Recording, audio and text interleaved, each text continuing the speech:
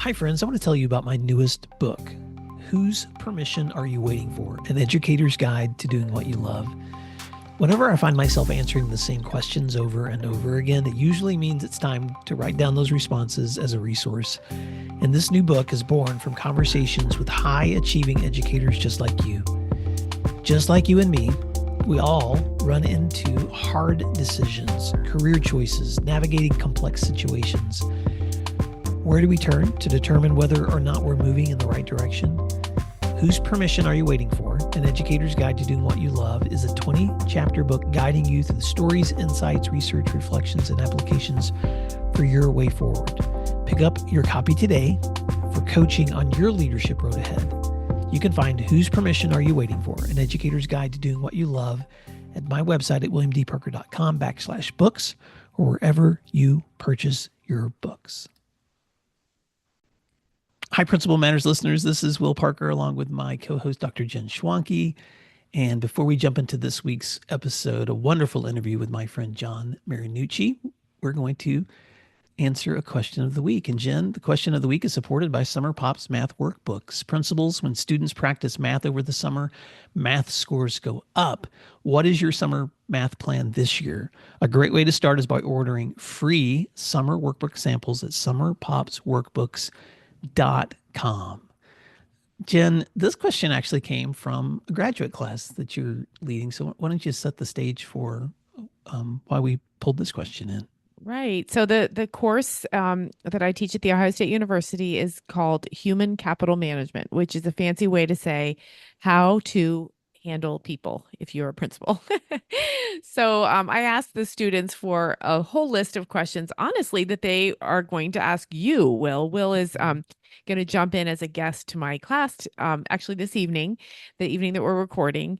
And we might turn that into an entire flagship show. Will and I are trying to figure that out. But the students came up with such powerful questions that they wanted to ask Will. And we thought they were very powerful for our listeners too. So the question we are addressing today: how did your leadership style evolve over the course of your principalship, and how did it impact the way you manage human capital? This is such a great question that an aspiring principal would wonder of a more veteran principal. And so, Will, they want to know what you think. Yeah, well, when I read through the list of questions that your students wrote, Jen, I just smiled because I'm long-winded. How in the world, like I'll probably get through one and then Right. so we'll sit on this one, but because we time our questions and answers, this is the skinny version. So how did your leadership style evolve over the course of your principalship, and how did it impact the way you managed human capital? Man, yeah, if you could see the version of Will my first year as an admin versus version of Will like my 14th year as an admin, I would say I was a different person. Not that I had changed my values, and I mean, not that I had, I don't think I had compromised my character, but what I had realized, Jen, was I thought that as a young leader, my job was to be superhero principal, to step in and just be ready when a teacher had a problem to rescue them so they could get back to teaching. When a kid had a situation, to correct them and reform them and get them back into that classroom setting as fast as possible. I did not realize the power of collaboration, the power of partnership, the power of consistency and time. I mean, I love teaching, so I tried to, bring in the values that I used as a good teacher. But I would just say that my eyes were really open when I began to see how different everybody's teaching styles were, how different their conflict management styles were, how different every child is outside and within each classroom. The way I did a classroom or led a classroom was not going to be the way my peers led their classrooms. So the second part of that question, how did it impact the way I managed human capital? I think at first, maybe I was assuming that everybody would be committed to the same efficiency standards and outcomes. Let's check the boxes and get through all this work we do called school. And then over time, I began to just realize, man, there's such a variety of skills and talents and gifts among the people that I'm supposed to be serving and leading. How about I lean into those? And instead of looking at this as like trying to make everybody like me, how about I lean into the diversity and the differences and the different levels of talents and skills and gifts and experiences, and let's ride that ship, or ride that wave. I'm not sure what metaphor I should use there. So Jen, that's a very skinny response to that answer. What about you? Yeah, I agree. I'm a different leader than I was my first year. One of the things, and I'm just going to be really honest with listeners, is I'm a lot more tired, but I think that's a good thing. And it's going to circle back to what you said. I used to think I had to come in with a fire extinguisher and just, blow everything to smithereens to make it better for everyone involved. And I think being a fixer isn't necessarily what's needed in a lot of situations. And so I think being tired, being older, and being a little bit more calloused in terms of the emotional ups and downs of this job make me slow down a little bit more. Which is again a good thing, because I was I was like a walking uh caffeine bomb, and I don't mean literally. I just mean there was a lot of twitching going on because I felt like I had to be everything to everyone all the time.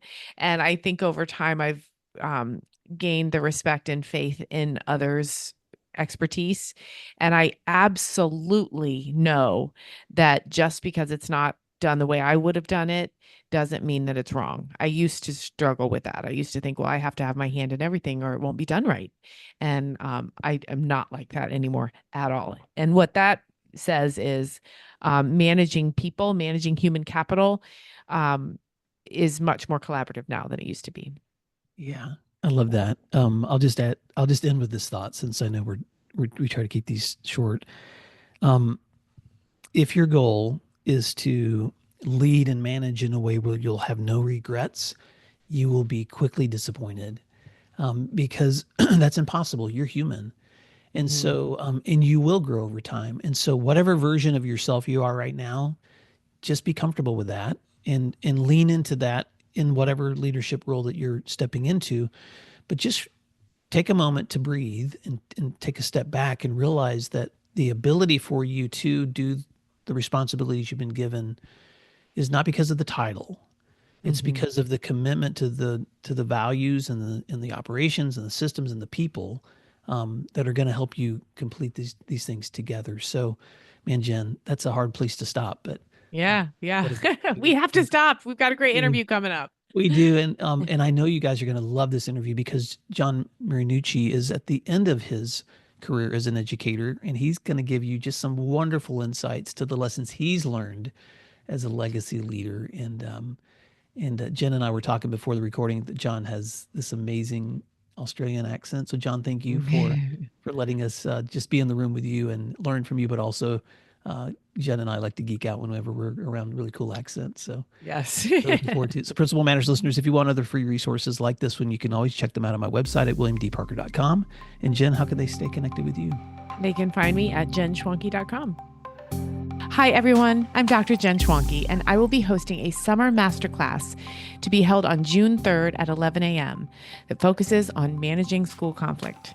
If you are tired of school conflict throwing you off track, or if you wish you could turn those tense moments into opportunities for growth, you'll want to join our high-impact virtual session. It's designed for principals, aspiring leaders, and teacher leaders. So get ready to ditch the avoidance and embrace conflict head-on through a deep dive into understanding types of conflict, mastering the anticipate, analyze, act cycle, tackling common school conflicts, empowering others, and even confronting your own role in conflict. This session will be a dynamic, interactive experience providing practical tips you can use today. So transform your school culture and become a conflict resolution powerhouse. Register at williamdparker.com/guide. And I hope to see you all there. Thank you. Support for Principal Matters comes from DigiCoach and its walkthrough tool. I want you to picture walking through classrooms, observing teachers and students. In just 10 minutes, you'd hope to see good instructional strategies and student learning taking place, or maybe you have questions about something missing from instruction or planning. Instead of taking 30 minutes to write a follow-up email or leaving your teacher feeling unsupported, wouldn't it be great to have an app on your phone or tablet where you could send immediate feedback while also collecting data? Enter DigiCoach, a customizable walkthrough and coaching tool created by school leaders for school leaders with thousands of pre-written, research-based commendations and coaching tips empowering you to provide quick, actionable feedback.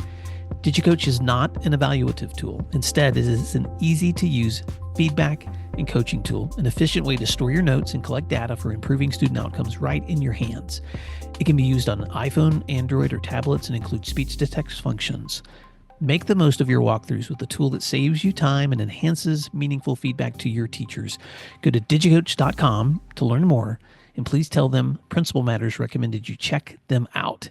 That's digicoach.com. You're listening to Principal Matters, the School Leaders Podcast. Principal Matters Podcast, episode 444.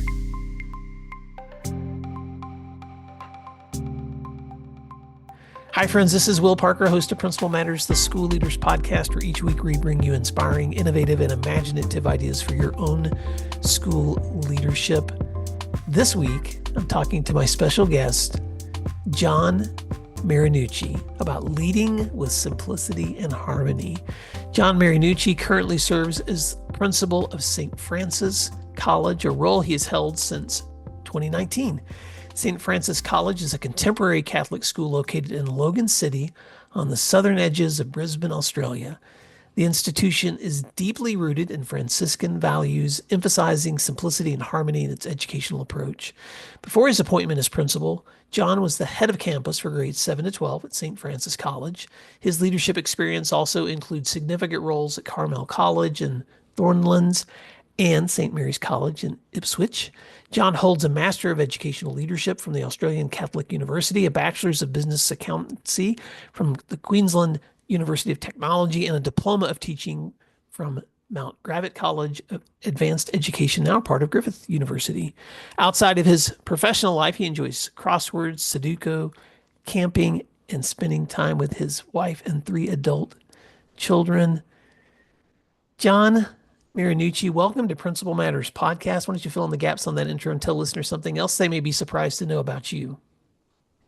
Well, one surprising fact about me is that although I was born in Australia, when I started school, I only had a vocab of about 6 English words: please, thank you, hello, goodbye, and toilet. And I attribute this to my grandparents as they came to Australia when I was born, and they happened to live with my family. As they were almost 60, that learning a new language was going to be difficult, and they did the best that they can. So at home, we spoke Italian with both my parents and grandparents. And for me, they were great days growing up with my grandparents, recounting stories of depression, war, growing up and living off the land in Italy.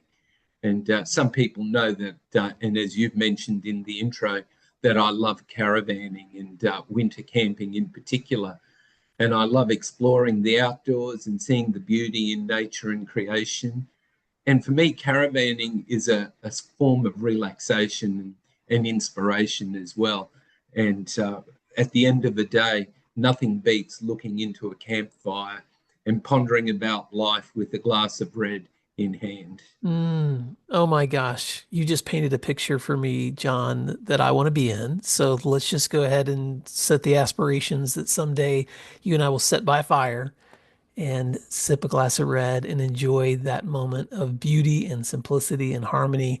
I chose that title because the school that you lead is deeply rooted in Franciscan values. And you know, because you listen to my podcast, that Principal Matters listeners span the horizon for public schools, private schools, Catholic schools, Christian schools, charter schools.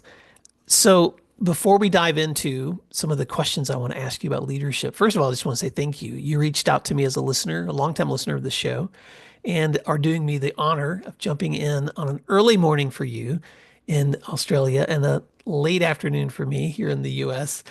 What inspired you to do the work that you're doing? Let's start there. And then let's talk about some of the outcomes that you're most proud of in the school where you're serving. Well, I guess the inspiration really comes from a desire to make a meaningful impact in education. and particularly for our young people. I mean, as a kid growing up, I was fascinated by learning. And that curiosity led me to explore the field of education. I've actually taught, left the world of teaching, and then came back. And it was really about those relationships with young people. Now, I've been working in Catholic education on and off for 35 years. And I guess what has got me to the point I'm at is I actually started as a teacher of maths and social science. And you've already outlined some of the parts, but having that curriculum and pastoral element, I can see the intricate linkages between these. And at the school I'm at, that's very much the case, because we serve probably 5 of the poorest 8 communities in southeast Queensland, the region where we work. And we say to the students that your postcode doesn't limit you. And for a number of our students, they have intergenerational poverty and all of this. And so what we want to do is make that transformation for our kids to be the first to change that for them.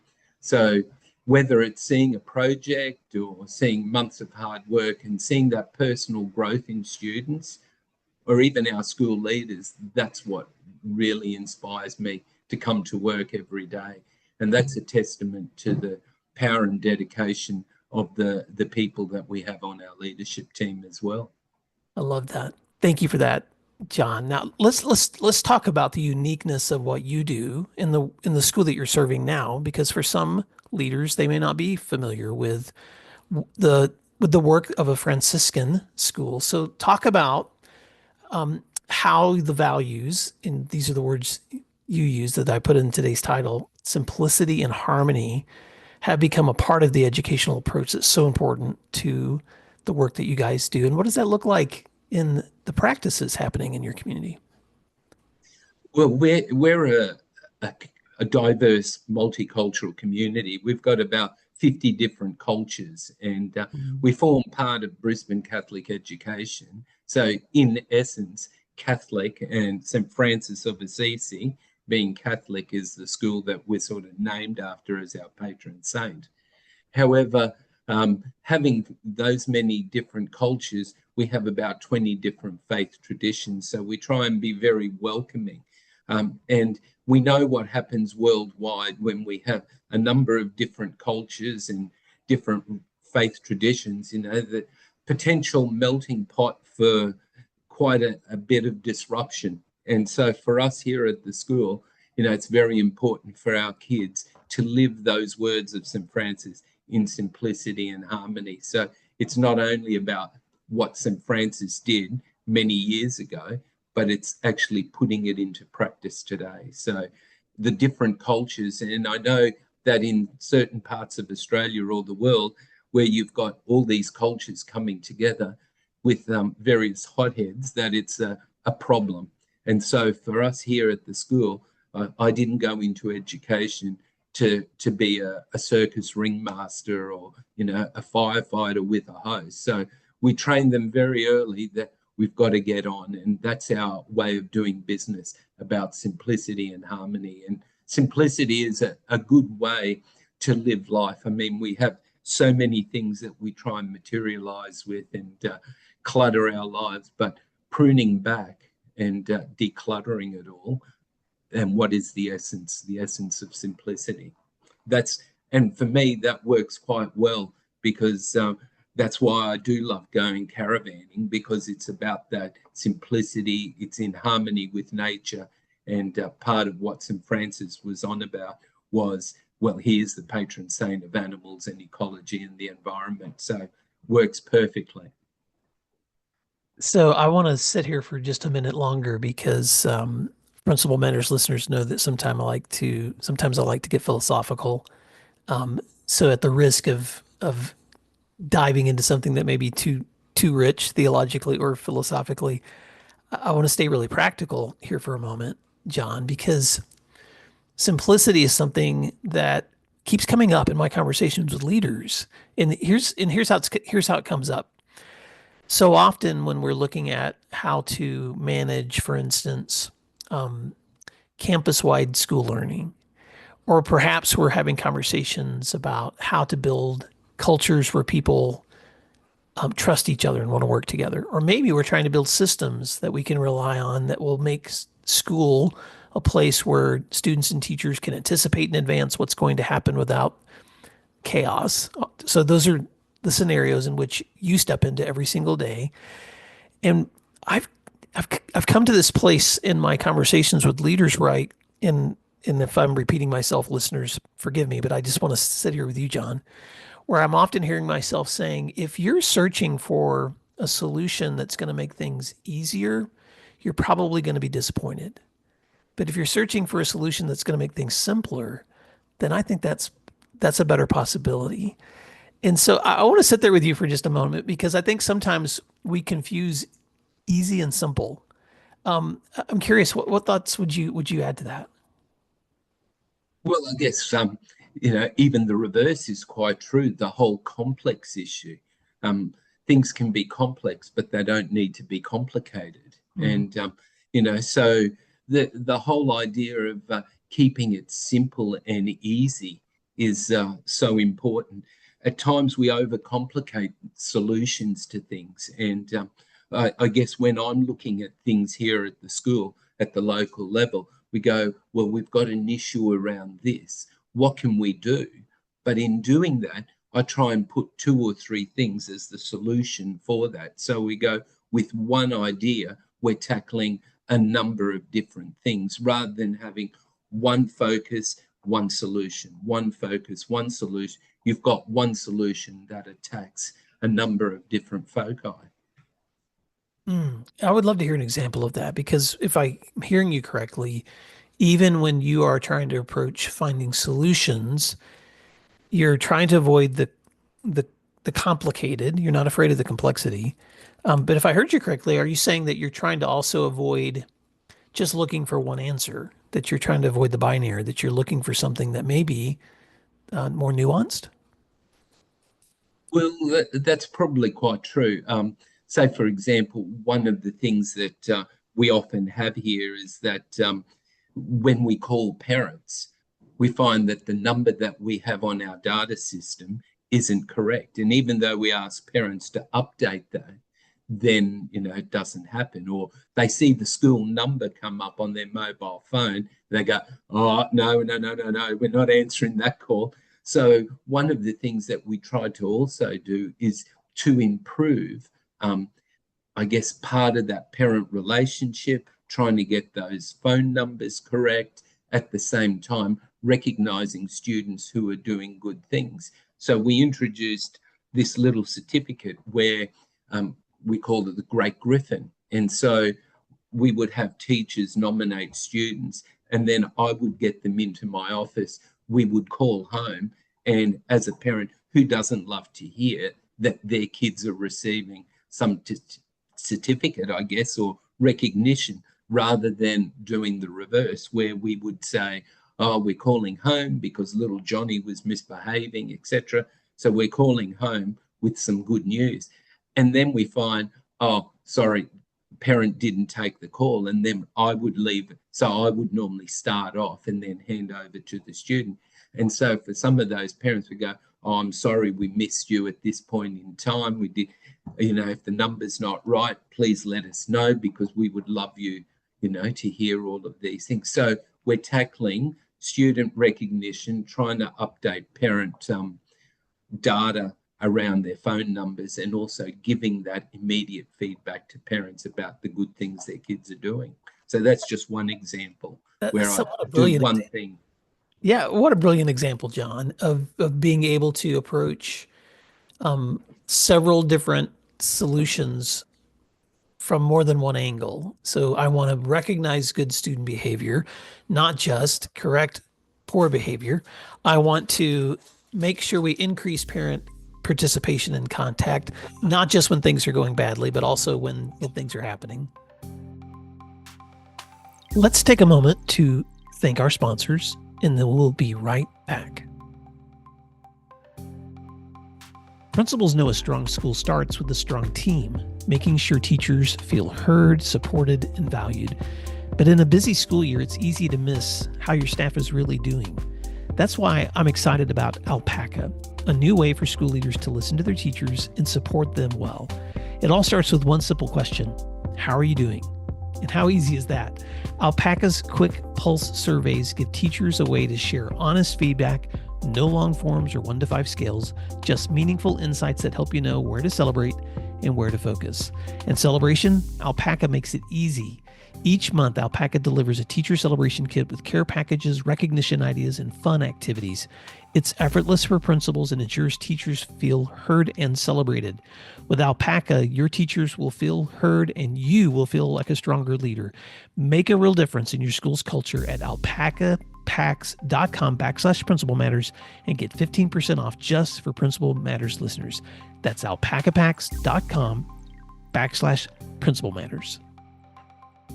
Why is IXL used in 95 of the top 100 U.S. school districts? Because it works. Research across 45 states showed that IXL schools outperform other schools on state tests. With IXL, you get a personalized online learning and teaching solution that helps you improve achievement, empower teachers, track progress, and more. This one platform for K-12 helps teachers accomplish what normally would require dozens of other tools. For example, as students practice skills, IXL automatically adapts to ensure each learner is always supported and challenged at the right level. IXL also provides every student with a personalized learning plan to help them close knowledge gaps effectively. One of my favorite things about IXL is their personalized test prep tool. For exams like the SAT and ACT, IXL will analyze a student's most recent score and generate a custom list of skills to help them boost their scores. If you want to take the load off of your teachers so they can do their best work, IXL can help. Learn more at IXL.com/PM today. So let me follow that up with another question, John, which is, because what a great example of just one place within your school where you can look at those complexities and try to create more simplicity. This is probably unfair, but it's a question I hear a lot from leaders, which is, how do I manage my own time in a way where I don't feel so overwhelmed? And I know that none of us ever perfect that, but I'm just curious, as a veteran leader, what are some things that you've learned to do that help you anticipate some of that craziness in advance while still realizing that no one ever perfects it? Yeah, well, I'm probably not a great example. I guess a lot of leaders just overcommit. And I guess by our very nature in teaching, we're obviously very kind, generous sort of people and wanting to do the best for the kids in our care. And when you become a leader, then that's also extended to the wider classroom of staff and your leaders. So I do get to work quite early and try to leave at pretty much the same time. People go, I come to work at stupid o'clock and leave at pretty much the same time. However, it's those two ends of the day where I can get to do some work. So whether it's operational work, strategic work, I carve out that time, and I know I could do it at home, but it's much easier to do it at work. I'm in my work mode, my work clothes, and then during the day, focus on staff or students as best I can. No, that's a great answer. And I just have to admit that, even now, John, that it's been several years since I've been in the school, I get teased all the time that I still live by a school schedule. So I still get up at 5. I still get my early morning workout. I still try to get a chunk in of, doing things that I know I can do before interruptions begin. And so, for listeners, that's going to look different for every person. But I do, but I do know that I was going to say one thing, certainly in Australia, there's been a lot of talk around work intensification and work-life balance. And to me, there is never such a thing as work-life balance. It's never going to be 50-50. And I've toyed with the terminology for a long time, things that I feel comfortable with. And to me, it's probably more around work-life satisfaction. It's like, am I satisfied with what I'm putting into work and what I'm putting in at home? Because I've played with other terms, but I think for me, that is the essence. And, when I'm at work, I try and give my 110%. And then when I'm at home, try and do the same. And so it's never about balance. And as one of the best ways. You talk about how do I structure my day. I like to get up of a morning and go for a walk. That just puts me in a great way. Many years ago, when I was much fitter, I'd go running. Unfortunately, old age has hit, and now it's just walking my dog, and it's great. Early morning, whether it's sunrise or it's still dark, it's a routine. I listen to podcasts. It gives me time to meditate, just being with myself, plan my day. So very important. And the days I don't do that in the morning, I struggle. And I know hearing you talk about that as well, doing it at night. Sometimes my wife says, can't you just go at night and we'll go together? And I go, happy to go at night, but the routine is different. It doesn't do the same for me. But yeah, obviously in terms of marriage harmony and things like that, I do mix it up. Well, we're kindred spirits. I'm going to be sharing a post probably before this conversation is listened to, John, where I'm thinking through the difference between comfort and peace. And I love it that you've made that distinction between satisfaction and balance. And because sometimes I think that I don't know, I think sometimes we aim for the wrong things. And when I say for me, the wrestling match between comfort and peace is, I think a lot of times we try to construct work, life, etc., to avoid conflict or to try to minimize those things. But that's impossible. There's no way we're going to avoid those things. That's life. Yep. The question is, what kind of mindset do we want to have stepping into that kind of inevitable conflict? And I would much rather pursue peace of mind than I would trying to capture comfort. And comfort's a beautiful thing. If I can manufacture it and step into it and experience it, then I'm going to enjoy that. But comfort doesn't always equal peace. And so I know that you and I did not plan to have all of these topics in conversation, but you're just making me walk down this path with you. Anything you want to add to that before I jump into my next question? No, that's fine, Will. Certainly, living a comfortable life is different to being in comfort. And sometimes we forego certain things so that we can be, perhaps use the word comfortable in not a materialistic way, but just be at peace and at ease with how we do things.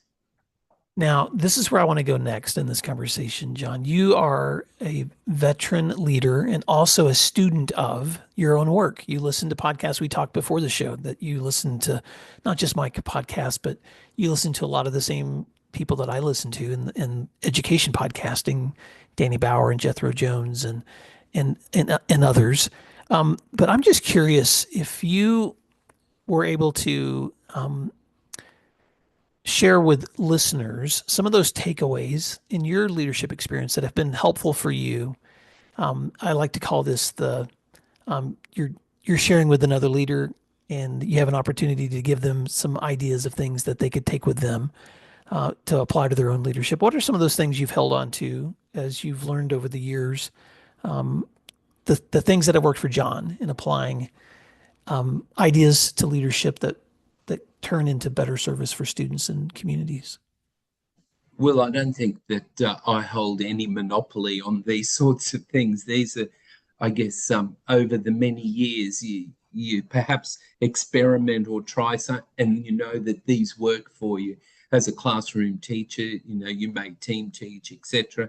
And you go, oh, that's a good idea. I'll take that and perhaps adapt it, because you can never just replicate it because people are different. So I guess one of the things is always treating people with dignity and respect. That to me is a key. And along with that, I guess the importance of empathy, genuinely caring about people. And that's what brought me to teaching. That's what brought me back to teaching. And that's what got me into leadership, really. And to care about people, you're fostering that culture of trust and respect. And for me, working in the school I'm at, we have a whole lot of respect underlies things because of the different cultures that we have. So we've got our African communities. they work around respect. We've got our Pacifica communities. Once again, that's respect. So respect underlies a lot of different communities. And by doing that, that builds a bit of cohesion around the school as well. I guess as we've moved on, certainly around COVID times, etc., being adaptable, and that is so crucial, especially in the landscape that we're currently in. We've got to embrace change and see that as an opportunity for growth rather than something that's there to hinder or block us. And like over the years, we've had a couple of things that have happened at the school, and one of the hard lessons for me is that always keep people informed of what's going on, both with the good news and the bad. You know, that can never be underestimated, because if you don't communicate the bad, then what actually happens is people make up their own story and fill that void. And you'd rather be putting that communication out rather than leaving it in the hands of people. I work with a team of 7 other leaders here in the school. And one of the things that often comes up with our middle leaders and our senior leaders is, how can I get better at having those hard conversations? And to me, I don't particularly like the word hard conversations. I probably prefer things around crucial or courageous conversations. And I guess we all potentially started that way, but as we go on, the way you get better at those is that you have them more often, or as they pop up, so that they don't become the crucial conversations and they become less difficult, and you're getting that practice. And that's an issue not only for new leaders, but also very experienced leaders. Don't shy away and keep things under the carpet.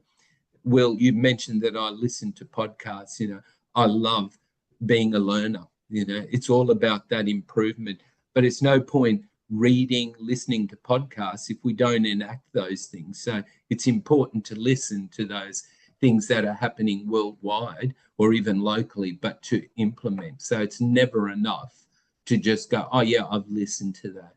And for our, I guess, less experienced leaders, try and find a mentor, someone who could guide you along the way. So they're some of the principles that have guided me throughout my career. And I'm sure that I'm not the only one on those ones, Will.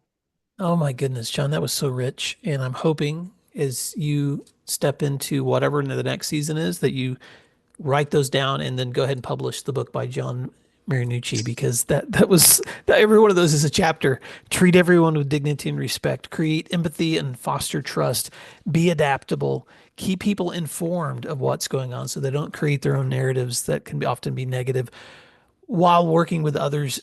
Learn how to have crucial conversations by practicing them and act on what you learn, implement, and invite Thank others you, in Will. to that mentoring too. Thank you for that.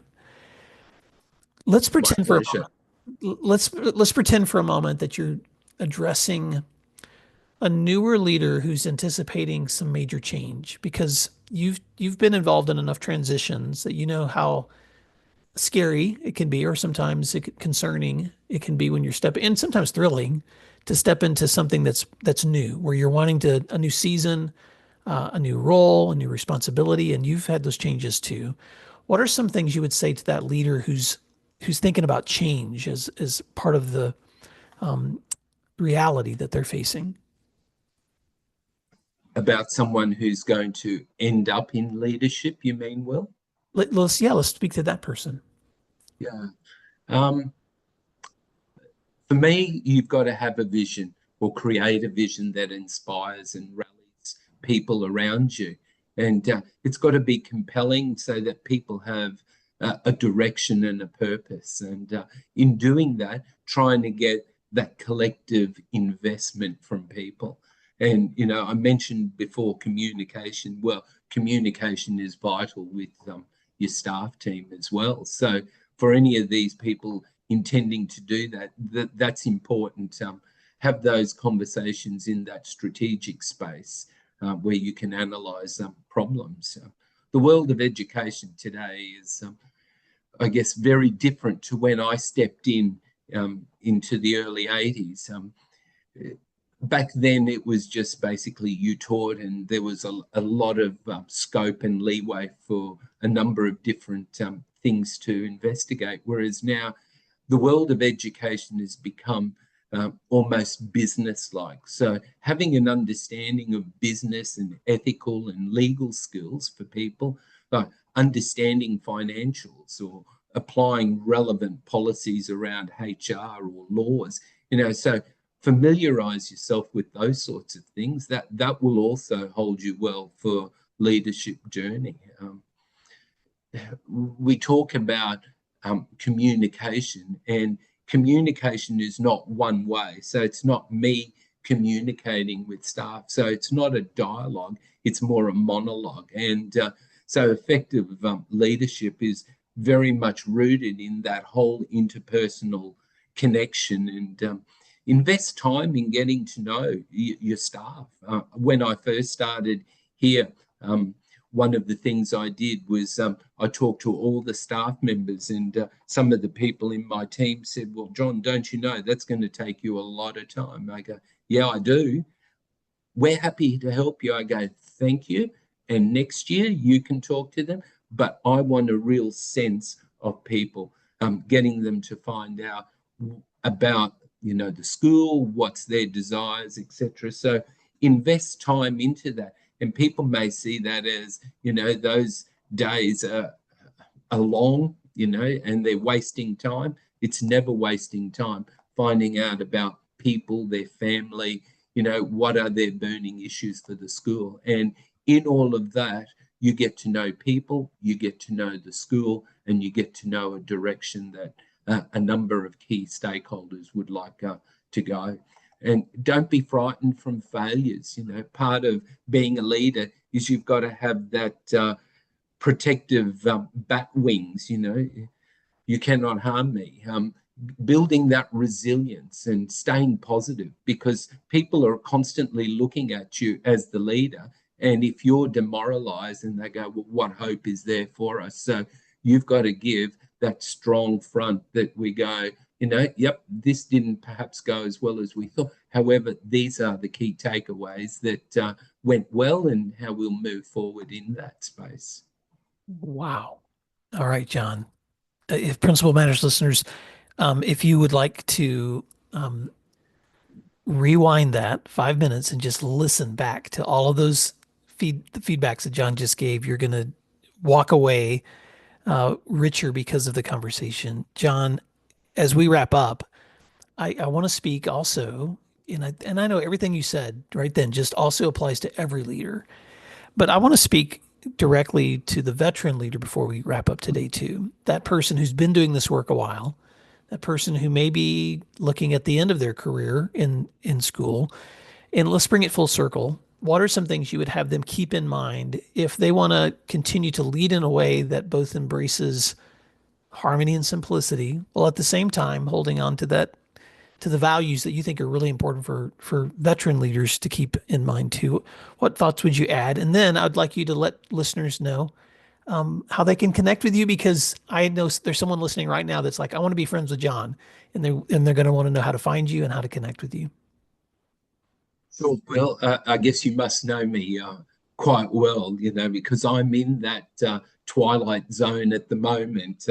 But I've had one of the leaders here at the school doing an acting position, and she said, oh, are you here next year? And I said, why is that? And she said, because if you're not here, I won't be here. And I don't say that for any other reason, but you go, those sorts of things are good to know, because you know that you're making a difference. And as a veteran leader, that's one of the keys. I don't know if I've got any wild strategies or anything, but basically for us in Australia, we've got about 2-3 weeks left in our school year. And during the holiday break, I constantly revisit and realign my core values and mission. And I reflect on why I chose this path and what leads and motivates me at the very basic level. And that sort of reignites the passion for the new year. And reminds me of the larger impact that we can make at the school. So constantly setting new challenges and goals, because stagnation leads to demotivation. And regardless of how many years I may have left, I don't think I'm in that I'm just seeing it out. So it's essential to keep pushing those boundaries and seeking those opportunities within the school to grow. And part of that is because I am a lifelong learner. And so that helps you sort of do that. As a veteran, you're always probably seeking more a support network, not so much to support you, but also just to voice and share some of the things and engaging in those meaningful conversations and collaborations, I guess, because that also broadens your perspectives.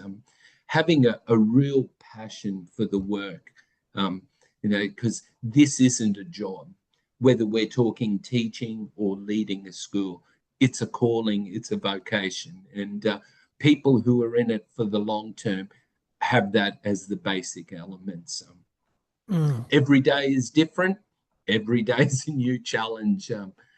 So those sorts of things are important.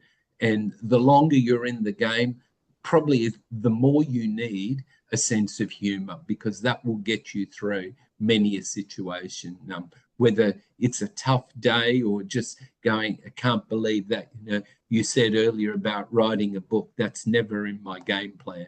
And but I often hear, teachers could write a book about all the situations that happen in a school. So to me, whether you're a veteran or a new teacher or a new leader, a lot of the things sort of overlap, but I guess it's just amplified a little further.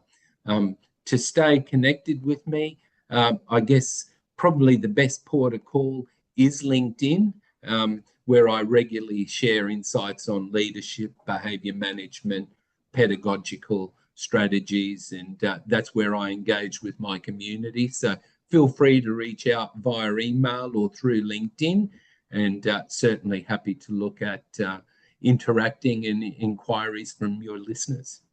Well, that's where you and I began our correspondence before we were emailing and jumping on this call together. John Marinucci, thank you so much for your leadership in your school community, but also just for the incredible lessons that you shared with leaders today. I just want to say on behalf of your students and your community, especially when you have someone coming up to you and saying, let me know when you're leaving, because that's going to be when I set my date too. You're right. That's a vote of confidence that they're in a place where they feel they can trust and follow the leadership that's there. And that's because you have a heart of service.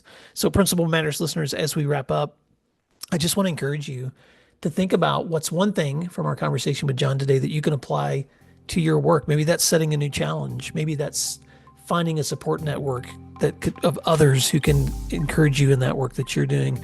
Maybe that is maintaining a sense of humor and getting out of your office today and just looking for the crazy, funny things that kids do and giving yourself permission to just laugh and be a part of that. But John Marinucci, thank you so much for this conversation, for all the great work you're doing. And Principal Matters listeners, thank you for learning together today. And until next time, thanks for doing what matters. Thank you for listening to today's episode of Principal Matters, the School Leaders Podcast. If you enjoyed the show, would you take a moment and like, share, subscribe, or leave us a review? In fact, if you share it out with a friend, even more people can become a part of these conversations. Sign up for our newsletter at williamdparker.com for even more free resources. And don't forget to check out our website to learn more about our books, professional development offerings, Grow Academies, masterminds, executive coaching, and keynote presentations. Wow, let's keep learning together. And thank you for doing what matters. Principal Matters.